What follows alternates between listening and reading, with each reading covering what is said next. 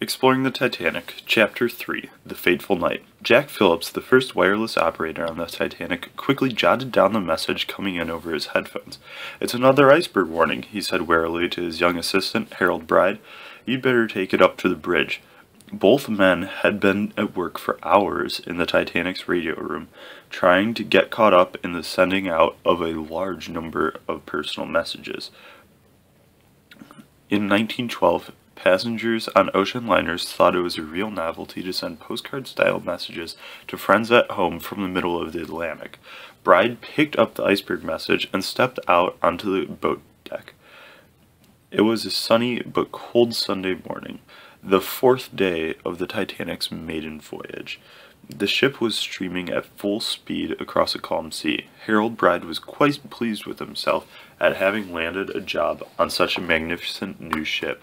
After all, he was only 22 years old and had just 9 months' experience at operating a wireless set, as a ship's radio was then called.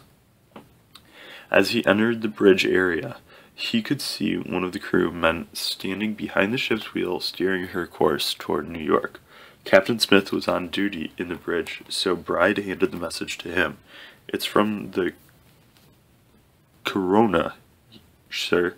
She's reporting icebergs and pack ice ahead."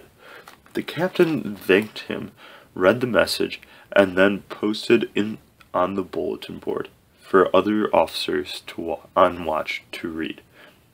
On his way back to the radio room, Bride thought the captain had seemed quite unconcerned by the message, but then again, he had been told that it was not unusual to have ice floating in the sea lanes during an April crossing. Besides, what danger could a few pieces of ice present to an unsinkable ship? Elsewhere on board, passengers relaxed on deck chairs, reading or taking naps. Some played cards, some wrote letters, while others chatted with friends. As it was Sunday, church services had been held in the morning, the first-class service led by Captain Smith. Jack Thayer spent most of the day walking about the decks, getting some fresh air with his parents. 2 more ice warnings were received from nearby ships around lunchtime. In the chaos of the radio room, Harold Bride only had time to take one of them to the bridge. The rest of the day passed quietly. Then, in the late afternoon, the temperature began to drop rapidly. Darkness approached as the bugle call announced dinner. Jack Thayer's parents had been invited to a special dinner for Captain Smith, so Jack ate alone in the first-class dining room. After dinner, as he was having a cup of coffee, he was joined by Milton Long, another passenger going home to the States. Long was older than Jack, but in the easygoing atmosphere of shipboard travel, they struck up a conversation and talked together for an hour or so. At 7:30 p.m., the radio room received 3 more warnings of ice about 50 miles ahead. One of them was from the steamer Californian, reporting 3 large icebergs. Harold Bride took the message up to the captain, and it was again politely received. Captain Smith was attending a dinner party being held for him when the warning was delivered. He never got to see it. Then around 9 p.m., the captain excused himself and went up to the bridge. He and his officers talked about how difficult it was to spot icebergs on a calm, clear, moonless night like this with no one to kick up white surf around them. Before going to bed, the captain ordered the lookouts to keep a sharp watch for ice. After trading travel stories with Milton Long, Jack Thayer put on his coat and walked around the deck. It had become very much colder, he said later. It was a brilliant starry night. There was no moon, and I have never seen the stars shine brighter, sparkling like diamonds. It was the kind of night that made one feel glad to be alive. At 11 o'clock, he went below to his cabin, put on his pajamas, and got ready for bed. In the radio room, Harold Bride was exhausted. The 2 operators were expected to keep the radio working 24 hours a day, and Bride laid down to take a much-needed nap. Phillips was so busy with the passenger messages that he actually brushed off the final ice warning of the night. It was from the Californian. Trapped in a field of ice, she had stopped for the night about 19 miles north of the Titanic. She was so close that the message literally blasted into Phillips's ears. Annoyed by the loud interruption, he cut off the Californian's radio operator with the words, shut up, I'm busy." The radio room had received a total of 7 ice warnings messages in one day.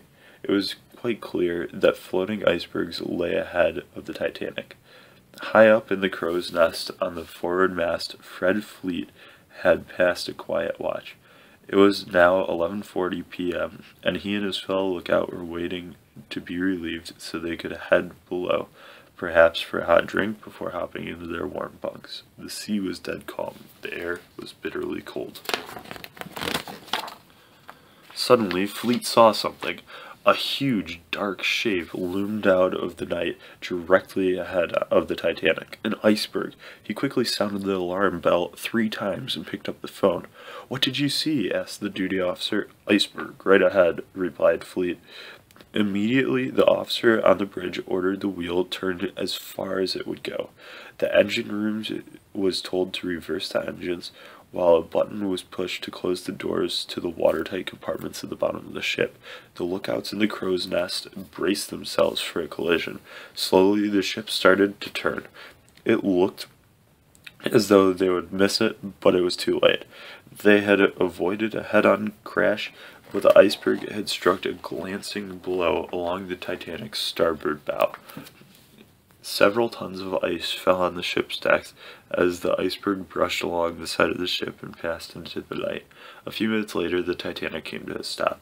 Many of the passengers didn't know the ship had hit anything. Because it was so cold, almost everyone was inside, and most people had already gone to bed. Ruth Becker and her mother were awakened by the dead silence. They could no longer hear the soothing hum of the vibrating engines from below. Jack Thayer was about to step into bed when he felt himself sway ever so slightly. The engine stopped. He was startled by the sudden quiet. Sensing trouble, Ruth's mother looked out of the door of their second-class cabin and asked a steward what had happened. He told her that nothing was the matter, so Mrs. Becker went back to bed. But as she lay there, she couldn't help feeling that something was very wrong. Jack heard running feet and voices in the hallway outside his first-class cabin. I hurried into my heavy overcoat and drew on my slippers. All excited, but not thinking anything serious had occurred, I called in to my father and mother that I was going up on the deck to see the fun. On the deck, Jack watched some third-class passengers playing with the ice that had landed on the forward deck as the iceberg had rushed by. Some people were throwing chunks at each other, while a few skidded about playing football with pieces of ice. Down in the very bottom of the ship, things were very different. When the iceberg had struck, there had been a noise like a big gun going off in one of the boiler rooms. A couple of stokers had been immediately hit by a jet of icy water. The noise and the shock of cold water had sent them running for safety. 20 minutes after the crash, things looked very bad indeed to Captain Phillips.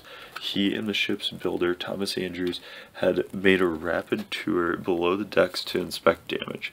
The mailroom was filling up with water, and sacks of mail were floating about. Water was also pouring into some of the forward holds and 2 of the boiler rooms. Captain Smith knew that the Titanic's hull was divided into a number of watertight compartments. She had been designed so that she could still float if only the first 4 compartments were flooded, but not any more than that. But water was pouring into the first 5 compartments, and when the water filled them, it would spill over into the next compartment. One by one, all the remaining compartments would flood, and the ship would eventually sink. Andrews told the captain that the ship could last an hour and a half at the most. Harold Bride had just awakened in the radio room when Captain Smith stuck his head in the door. "Send the call for assistance," he ordered. "What call should I send?" Phillips asked. "The Regulation International call for help." Just that. Then the captain was gone. Phillips began to send the Morse code CQD distress call, flashing away and choking as he did it. After all, they knew the ship was unsinkable. 5 minutes later, the captain was back. "What are you sending?" he asked. "CQD," Phillips answered. Then Bride cut in and suggested that they try the new SOS signal that was just coming into use. They began to send out the new international call for help. It was one of the first SOS calls ever sent out from a ship in distress. Ruth and her family had stayed in their bunks for a good 15 minutes or so after the room steward had told them nothing was wrong.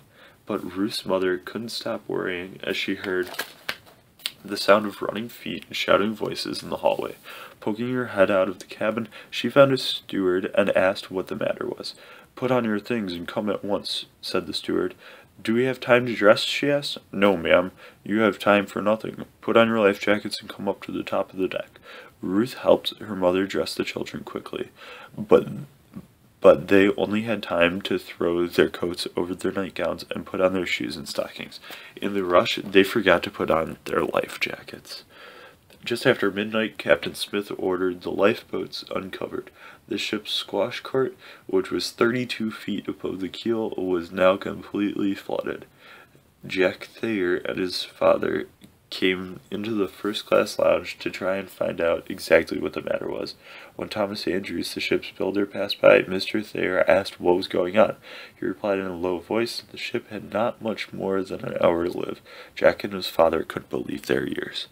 From the bridge of the Titanic, a ship's lights were observed not far away, possibly the Californians. Captain Smith then ordered the white distress rockets fired to get the attention of the nearby ship. They burst high in the air with a loud boom and a shower of stars, but the rockets made no difference. The mystery ship in the distance never answered. In the radio room, Bride and Phillips now knew how serious the accident was, and were feverishly sending out calls for help. A number of ships heard and responded to their calls, but most were too far away to come to the rescue in time. The closest ship they had been able to reach was the Carpathia, about 58 miles away. Immediately, the Carpathia reported that she was racing full stream to the rescue, but could she get there in time? Not far away, the radio operator of the Californian had already gone to bed for the night and turned off his radio. Several officers and crewmen on the deck of the Californian saw rockets in the distance and reported them to their captain. The captain told them to try and contact the ship with the Morse lamp, but they received no answer to their flash calls. No one thought to wake up the radio operator. On board the Titanic, almost an hour after the crash, most passengers still did not realize the seriousness of the situation. But Captain Smith was a very worried man. He knew that the Titanic only carried lifeboats for barely half the estimated 2,200 people on board. He would have to make sure his officers kept order to avoid any panic among passengers. At 12:30 a.m., Captain Smith gave the orders to start loading the lifeboats with women and children first. Even though the Titanic was by now quite noticeably down at the bow and listing slightly to one side, many passengers still didn't want to leave the huge, brightly lit ship. The ship's band all added to a kind of party feeling as the musicians played lively tunes. About 12:45 a.m., the first lifeboat was lowered. It could carry 65 people, but left with only 28 on board. Indeed, many of the first boats to leave were half empty. Ruth Becker noticed that there was no panic among the crowds of passengers milling about on the decks.